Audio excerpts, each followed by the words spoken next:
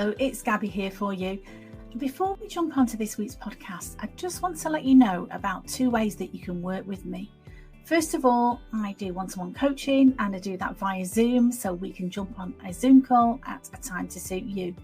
The second thing I've got for you is an online coaching course that's 12 modules that you can download straight away now. There will be a link somewhere around these podcast notes.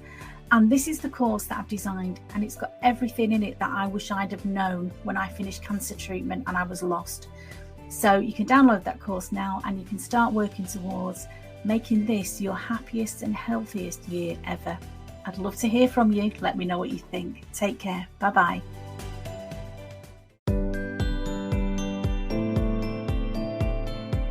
Welcome back to Confidence After Cancer, the podcast where we dive deep into life after treatment and share inspiring stories of resilience, recovery and rediscovery. And today I'm absolutely delighted to be joined by a very special guest, somebody who I've been speaking to online for quite a while and I finally get to chat with properly, the amazing Aithne Synnott. Aithne is the founder of a beautiful lingerie brand created especially for women who've had breast cancer, surgery and reconstruction. Her passion was sparked by her own mother's experience with breast cancer, and she's now on a mission to design bras that help women feel fabulous again, not just functional. In this episode, Aithne shares her deeply personal journey, the emotional impact of body image after cancer, and how fashion, yes, even lingerie, can play a powerful role in rebuilding confidence. We talk about identity, femininity, and why what you wear under your clothes can be a big part of how you feel in the world. You're going to love the conversation. Let's get started. It's lovely to meet you at long last. We've been speaking online for such a long time. How are you doing today? You okay? Oh, I'm good, thank you. Thank you so much for having me. It's such a pleasure, and it feels really nice to be able to talk to someone that you've had email communication with for so long. So yeah, thank you so much, and doing really well, thank you. Oh, great. And the sun is shining even here in Manchester today, so that always makes everything better. Absolutely. Yeah, summer's on its way. It is. Whereabouts are you? I'm in London, so I'm in southwest London. All right, you generally get better weather than us, but yeah. Yes, sometimes. It's been a bit iffy today, but yeah, it's not too bad. Great. So, well, as I say, it's lovely to meet you. I know a little bit about what you do. So I'd really like to just start off by telling about your story, how you've got into the work that you're doing. How did you come up with your business? Tell us all about that.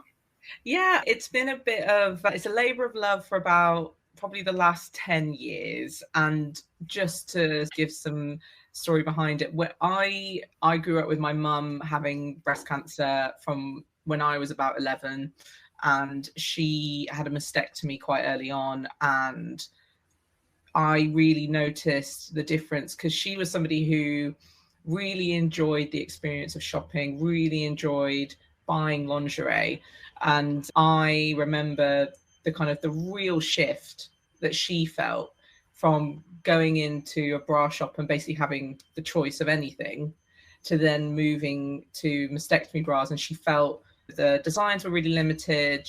I could tell it was very much shifted from a fun shopping experience to a functional one. And my mum, she passed away about 12 years ago now, but she thoroughly loved fashion and all that that whole experience piece. And I think from my point of view, it's not so much about making sure that lingerie always has to be sexy. It's more about just how it's targeted. Like, the more I started to look at it as I became an adult, was if I was to go shopping now for a bra, the women that are advertising it, they're always very pretty. They've always got great, you've got that kind of aspirational image, and you go, oh yeah, I could look like her.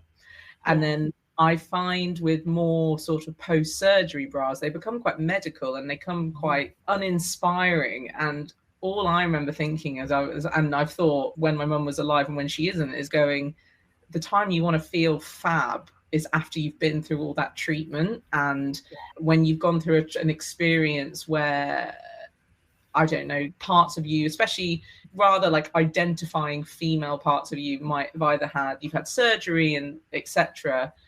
You need to have that reignition of going, yeah, I look great. It might be different, but I look great. And I wanted to bring a bra brand to life that it had a function, but the main reason, like, it's a bra you want to look forward to wearing, basically. That's what I'm really passionate about.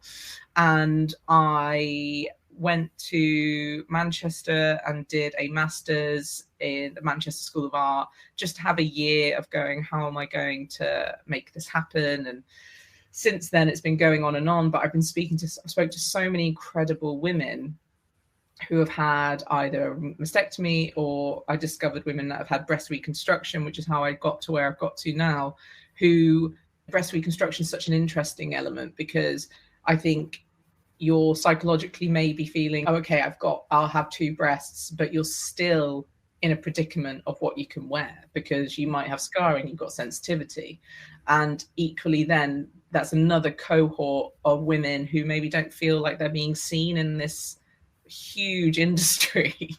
Yeah. And I really wanted to make something that was fun to shop and interesting, and also just not something that was always identifying people as patients, because I think that's a really hard label to shift after you've had cancer. Oh, it absolutely is. I love what you're saying. And myself, I've been through it myself. I've had a mastectomy, I've had a DX reconstruction. And that whole journey of going, like you say, of having underwear that was functional when I had a prosthesis, to, oh, actually, I can wear nice things now, but actually feeling very lost in myself and losing my identity about, do I want a sexy bra? I'm getting older now, but more and more young women as well are getting diagnosed, unfortunately, with breast cancer. And so typical mastectomy bras, they're like old ladies' bras, I would call them, quite often. They're not pretty. They're quite ugly. They're things that you'd want to hide away with. And I like, even if nobody sees it, but if I'm going out somewhere special, I want to wear something pretty or something pink, matching. My mum always used to say, in case you have an accident, always have matching underwear on. It's a great theory. I'm here for it. But it makes you feel so good. Even like I say, if nobody sees it, if you're going out, but you've got, like for me, I like to wear a lot of red and a lot of pink. So I like the matching underwear as well. And when I was wearing my functional, horrible underwear, that was the last thing on my mind. But it was part of getting my identity back. Yeah. Because you lose that when you go through the cancer treatment. If you've had chemo, if you lost your hair, if you've had surgery, and your body's changing. And then so many women as well, had steroids. So my weight was up, then it was down. And the whole image thing. And I find a lot of people I speak to are quite apologetic about the fact that they almost feel guilty of focusing on what they see as a trivial thing. But it's not trivial at all, is it? I don't think so. And when I was in Manchester as a bra fitter, when I was studying, and it was a fascinating experience, because whether or not you'd had a mastectomy, or women that were just becoming mums and maybe their bodies were changing, like, when I think because there's so much pressure on women to look a certain way in society or keep up and all that kind of narrative.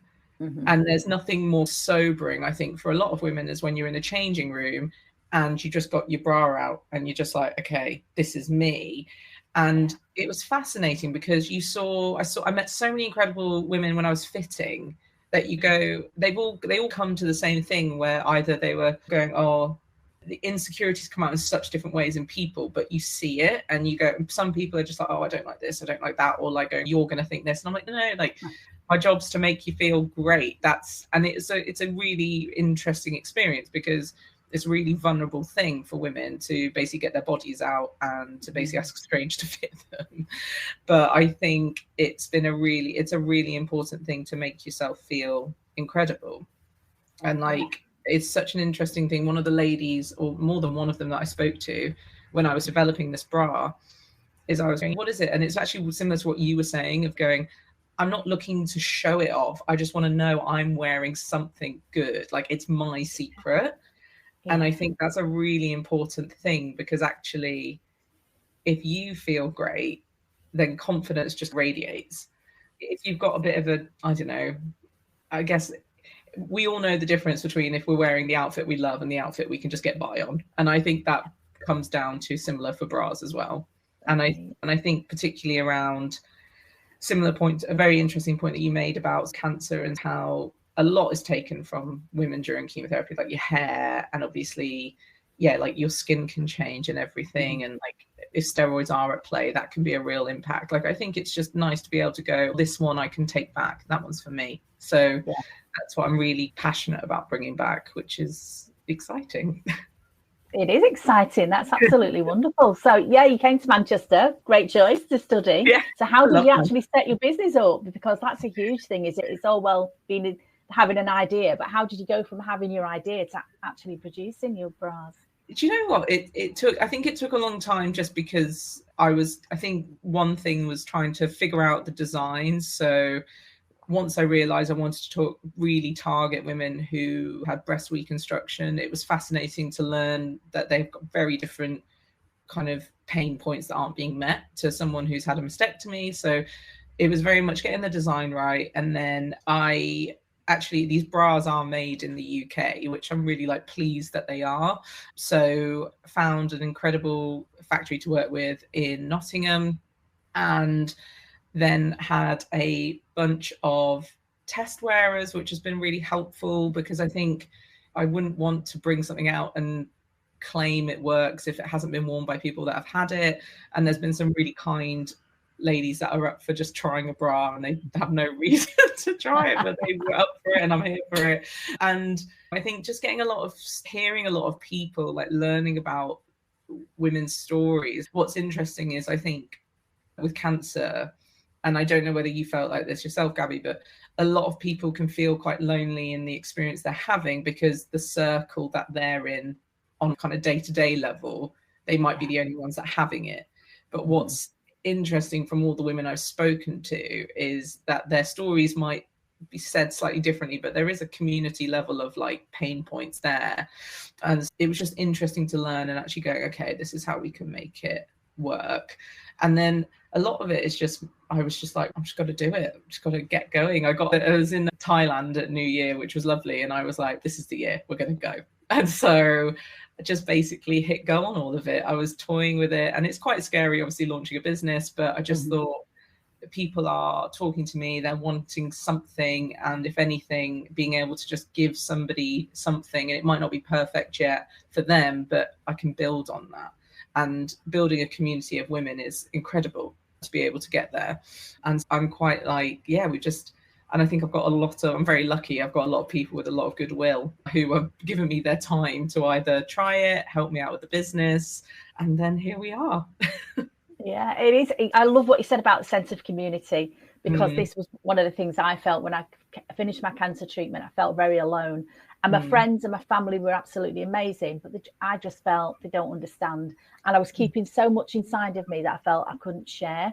But when you've been with all the women who've been through the same, there's a very unwritten language, if you like, that we all understand. We've all had different experiences, but people get it. You don't have to tell people, this is how I feel when I put my wig on, or this is how I felt when I lost my breast. They get it. And the sense of community. And as well, I found I've got an amazing community of women as well now, following my stuff that I do, Confidence After Cancer.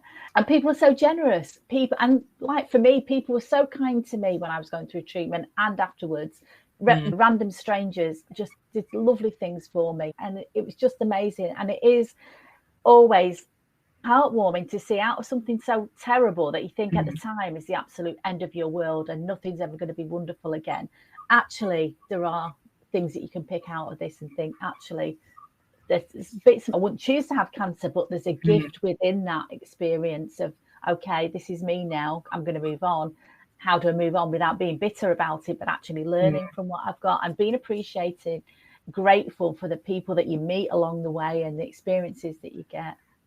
I think obviously I've not been through it myself, but it is definitely it takes a real strength to take that stride, I think, because from some people, I remember my mum finding it quite tricky at the beginning of just trying to find women that understood that conversation, as you say, that unspoken conversation. But also, I remember from her side, almost trying to normalize some of it just so that she didn't feel so different. Sorry if you can hear my dog. Yeah, I think it's such an interesting piece that you can do that, and I think it takes real confidence, and that's incredible. And it's so much easier, I'm sure, when you've got other women around you who can get it. So that's absolutely and one of the saddest things, I remember one of my friends told me her mother had breast cancer many years ago, And she said her friends would cross the road because they didn't know what to say to her and people were avoiding her. God. I know, how sad is that? And I just think Really we are lucky now. We've got the internet, we've got online groups, you can reach out to people, you can get people. And the same I would think with your business. We think about maybe 20 years ago, if you had a little shop, nobody would know what you were doing. But now you can get it out there. I was saying about the time that we're living in, the social media, and we know social media's got good bits and bad bits, but the communities that are online, but also for business as well, because I speak to a lot of women who have decided that this is the time now they're going to do, instead of waiting for whatever to get a promotion at work or do whatever, they're setting up their own businesses. And I think the opportunities that are there with having an online business or being able to promote yourself online, just incredible.